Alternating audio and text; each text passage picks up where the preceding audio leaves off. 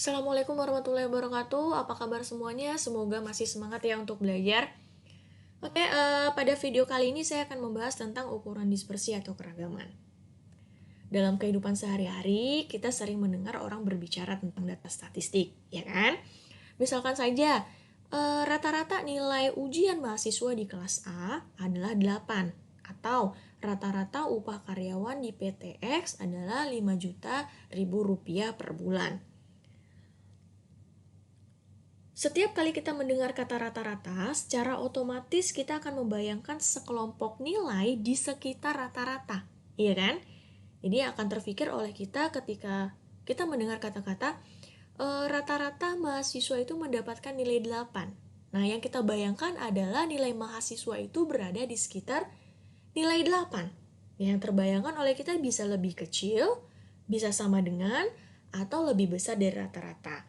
Nah, dengan kata lain, dalam sekelompok data itu terdapat ragam, ya, terdapat keragaman atau dispersi. Nah, pada video ini akan saya jelaskan apa itu ukuran dispersi atau ukuran keragaman.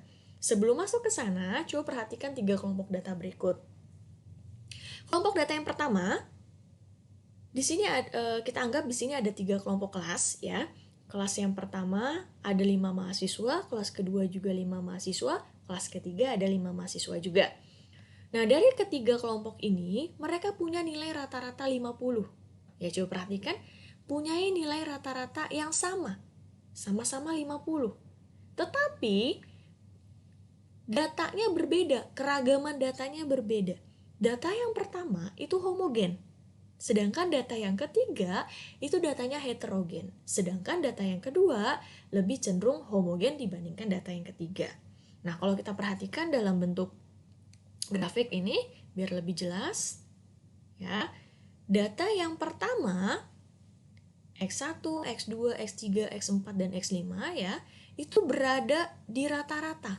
Nilainya seragam. Nilainya keseluruhannya 50. Ketika dikatakan, oh nilai rata-rata 50, berarti nilai seluruh mahasiswa di sana adalah 50. Tapi kalau kita perhatikan data yang kedua, dia punya rata-rata 50 juga, tapi terdapat simpangan antara nilai terhadap rata-rata. Ya, lihat saja X2-nya 40. Tidak sama dengan 50 kan? Kemudian X3 itu nilainya 30. Akan semakin jauh dari nilai 50. Apalagi kalau kita bandingkan dengan data yang ketiga. Ya, data yang ketiga keragamannya lebih luas ya. Gap antara ya simpangan antara rata-rata dengan data-datanya itu lebih besar dibandingkan kelompok yang kedua. Nah, jadi di sini manfaat kita mempelajari ukuran dispersi. Jadi kalau di ukuran pemusatan ya seperti nilai min atau median ataupun modus itu hanya menitik beratkan pada pusat data, tapi tidak memberikan informasi tentang sebaran nilai pada data tersebut. Jadi kalau kita sudah mempelajari ukuran dispersi, kita akan tahu sebaran nilai pada data kita. Jadi nggak hanya fokus kepada ukuran pemusatan saja. Selain itu, fungsi dari memanfaatkan ukuran dispersi, kalau kita lihat tadi data yang sebelumnya, ada kelompok 1, kelompok 2, kelompok 3. Kelompok 1, kelompok 2, kelompok 3 itu berdasarkan ukuran pemusatannya, yaitu rata-rata, mempunyai nilai yang sama. Rata-ratanya sama-sama 50. Tapi kita nggak bisa bilang kelas A, kelas B, kelompok 1, kelompok 2, kelompok 3 itu identik. Kita nggak bisa bilang kalau mereka identik. Karena antara kelas 1, kelas 2, dan kelas ketiga, itu dia punya keragaman data yang berbeda. Sehingga kalau kita udah tahu tentang ukuran dispersi, kita bisa membandingkan. Ya, membandingkan sebaran data dari 2 atau lebih informasi distribusi nilai. Tadi kan kelihatan tuh di data yang sebelumnya. Oh, kelas yang ketiga, datanya lebih beragam dibandingkan data yang kedua dan data yang ketiga. Nah, itu adalah manfaat dari ukuran dispersi. Oke, sekarang kita masuk ke ukuran dispersi yang pertama. Nilai jarak atau range. Ya, nilai jarak atau range. Apabila sekelompok data diurutkan dari yang terkecil sampai yang terbesar, maka untuk menghitung jarak atau range dipergunakan rumus berikut ini. Nilai jarak sama dengan xn dikurang x1. Atau dengan kata lain, nilai jarak sama dengan data yang terbesar kita kurangkan dengan data yang terkecil. Oke, langsung ke contoh saja. Contoh yang pertama. Nilai IQ 5 anggota sebuah keluarga adalah 110, 112, 127, 118, 113. Tentukan jarak nilainya. Ya, tentukan nilai jaraknya. Nilai jarak tadi rumusnya nilai terbesar dikurangi nilai yang terkecil. Nah, sekarang kita perhatikan nilai yang terkecil atau X1 itu 110, kemudian nilai berikutnya X2 112, kemudian 113, 118, dan 127. Berarti data yang terbesar kita adalah 127, data yang terkecil adalah 110. Jadi nilai jarak IQ tersebut adalah NJ sama dengan X5, yaitu data yang terbesar, kita kurangkan dengan X1, data yang terkecil.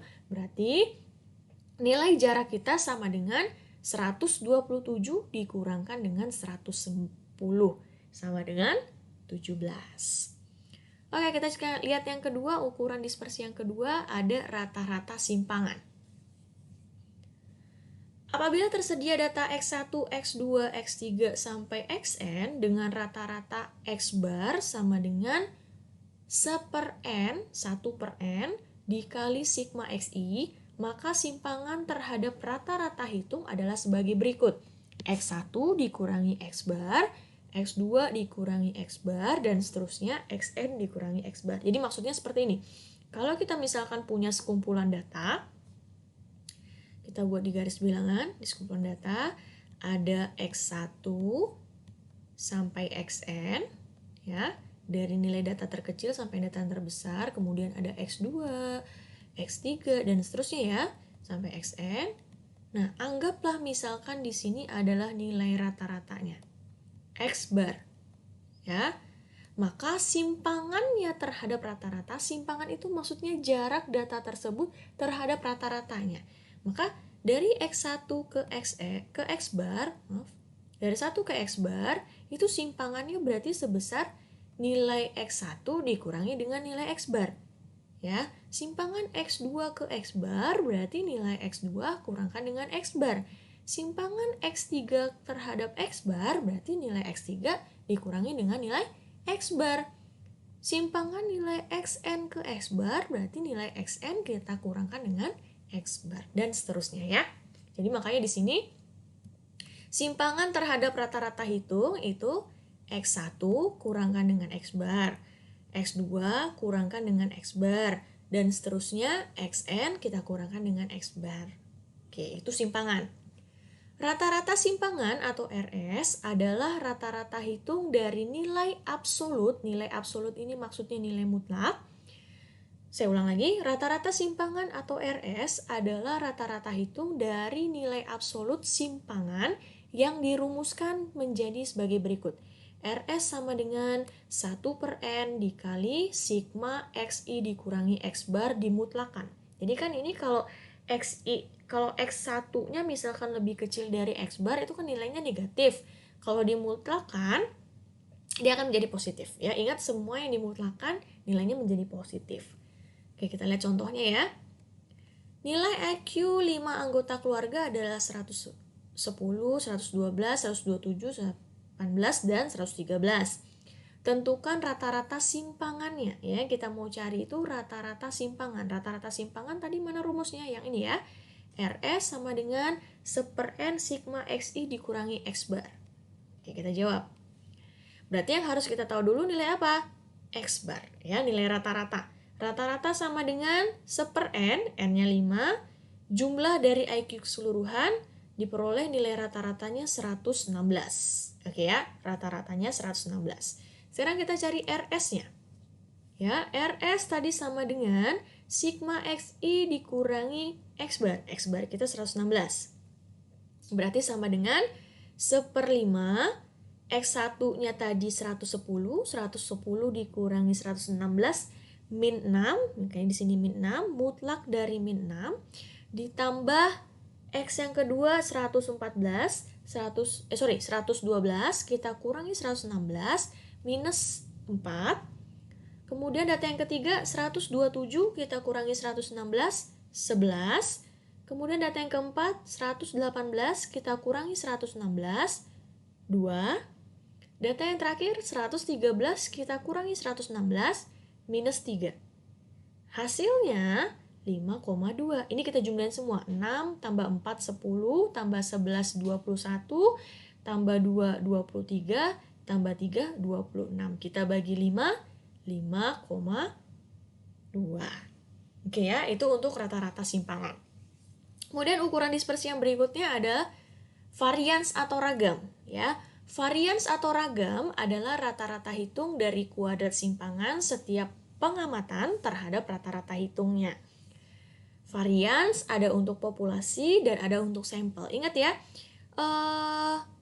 nilai yang diperoleh dari populasi itu disebut dari parameter. Ini nilai parameter, berarti nilai yang diperoleh dari sampel itu disebut dengan statistik ya. Ini nilai parameternya. Varians untuk populasi itu dilambangkan dengan sigma kuadrat, sedangkan varian untuk sampel dilambangkan dengan S kuadrat. Rumusnya sebagai berikut.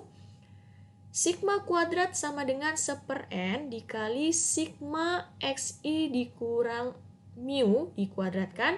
Mu ini sama dengan X bar. Ya, mu ini rata-rata untuk populasi, X bar rata-rata untuk sampel. Rumusnya sama, sigma xi dibagi n. Oke, kemudian selain varian ada simpangan baku. Simpangan baku ini adalah nilai akar kuadrat dari ragamnya. Ya, akar kuadrat dari ragam. Maka simpangan baku dari populasi itu sigma, sama dengan akar dari ragam populasi tadi ya, akar dari sigma kuadrat, atau sama dengan akar dari ini rumus ragam tadi. Ya. Kemudian simpangan baku untuk sampel, S sama dengan S kuadrat ya, akar dari ragam sampelnya. Ya, ini ragam sampel, S kuadrat tadi ragam sampel. Berarti simpangan baku sampel akar dari ragam. Ini rumus ragam sampel. Oke, kita coba ke contoh. Pada setiap kelas A, B, dan C diambil secara acak 5 mahasiswa untuk dilihat nilai ujian statistikanya. Berikut nilai ujian mahasiswa yang terambil. Kelas A, kelas B, dan kelas C. Di sini datanya kita anggap data sampel, ya, datanya adalah data sampel karena diambil secara acak, ya. Diambil dari populasi, berarti dia data sampel. Oke, hitunglah nilai ragam dan simpangan baku dari masing-masing kelas tersebut. Berarti di sini yang ditanya adalah ragam sampel dengan simpangan baku sampel. Oke, tadi rumus ragam dengan simpangan baku, itu kan tadi rumusnya 1/n kurang 1 sigma xi dikurangi x bar kuadrat. Berarti kita harus tahu dulu nilai apa? X kuadrat. X barnya, ya, nilai rata-ratanya. Berarti di sini kita cari dulu nilai rata-ratanya. Rata-rata hitung masing-masing kelas, A itu sama dengan 50 rata-ratanya, kelas yang B juga 50, kelas yang C 50. Jadi kita di sini ditugaskan mencari nilai ragam dengan simpangan baku dari masing-masing kelas. Berarti nanti kita dapatkan 3 nilai ragam dan 3 nilai simpangan baku. Kelas A kita cari ragamnya, kelas B kita cari ragamnya, kelas C juga. Oke. Nah, di sini kita dapat tadi nilai kelas A 50, 50, 50. Ini nilai kelas A. Kita kurangkan dengan, tadi kan rumusnya sigma xi kurangi x bar kuadrat. Berarti nilai setiap x, ini x pertama, x kedua, x ketiga, sampai x kelima, ini kita kurangkan dengan nilai rata-ratanya. Rata-ratanya 50. Berarti 50 kurangi 50, 0, dikuadratkan, ini ada kuadratnya, dikuadratkan juga tetap 0. Sehingga jumlahnya sigma xi dikurangi x bar kuadrat ini sama dengan 0. Sekarang kita lihat kelas yang ke B. Kelas yang B, ini data kelas yang B, 50, 40, 40, 60, 60. Ini kita kurangkan dengan rata-ratanya, kemudian dikuadratkan.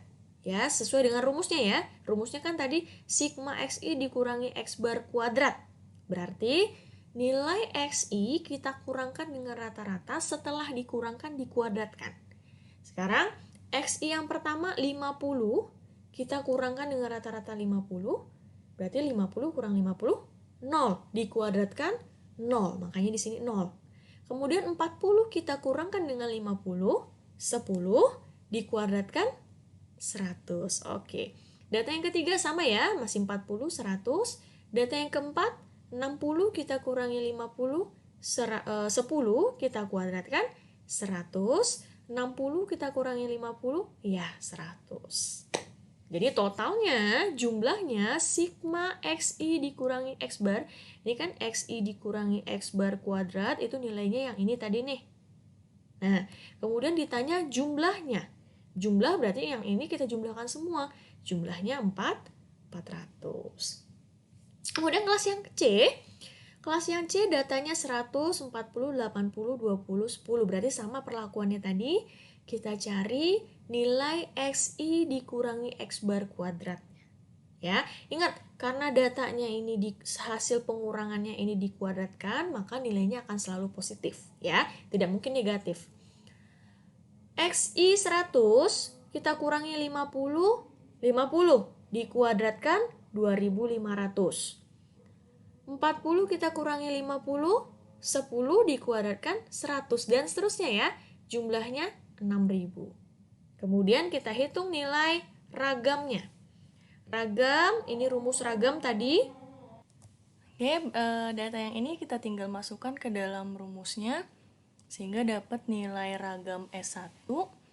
Untuk kelas A itu 1/4, tadi kan rumusnya 1/n kurang 1 ya, berarti n-nya ada 4 dikurangi n-nya ada 5 dikurangi 1 jadi 4, 1/4 dikali 0 sama dengan 0 sehingga simpangan bakunya 0. Akar dari 0 ya, simpangan bakunya 0. Kemudian untuk kelas yang B 1/4 dikali dengan 400 ya, jumlahnya ini 400 sama dengan 100 sehingga nilai simpangan bakunya akar dari 100 sama dengan 10. Begitu juga untuk kelas yang C.